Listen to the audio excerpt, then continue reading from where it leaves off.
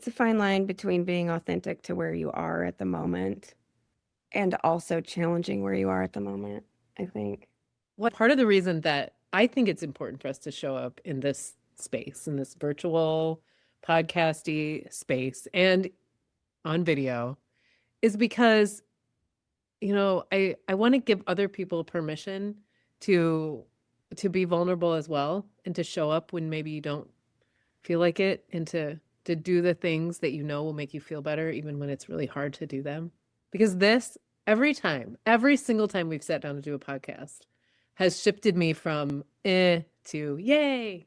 Be in, and then I would say, no, I'm not feeling it because I'm in the era of if it's not a hell yes, it's a no.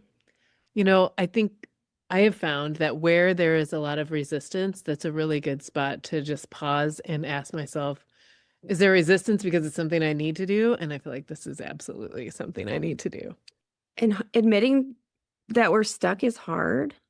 And also, I just go back to sunlight's the best disinfectant. And when we say it out loud, just feel like that's when we can start to work on it. It's just such an old story that there's strength in not asking for help and there's strength in powering through alone. That's so tired and not true. And asking for help is super hard. I mean, I think the truth always sets you free. If the truth is you've exhausted all your resources and you're stuck, why don't we just say that? So many times, and I see it in organizations and our culture, we just build all these stories and we can't directly communicate or speak or say what we mean or mean what we say. And it is so hard to be in spaces where it's a culture of not speaking directly and truthfully. So, yeah, how does it feel to say, I've been stuck? I need help. I've exhausted all my resources. It actually feels kind of good. It's like that feeling, when you actually do something that is truly in alignment with what you want or need.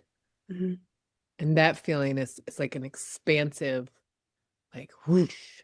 So like I love this in the spring, when you go outside and instead of looking at things that are like, kind of 2 to 6 feet in front of you, you get down and you like look at the tiny little flowers. You look at the ants. You look at like tiny things, minuscule, tiny, tiny things.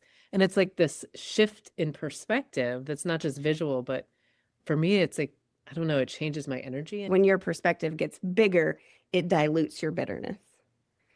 A counselor I had heard long ago when dealing with anxiety, act opposite. So if you feel, act opposite, make yourself show up. But the older I get, the more I realize, it is true. It's like you can walk into the spaces of positivity and that energy will literally like change you.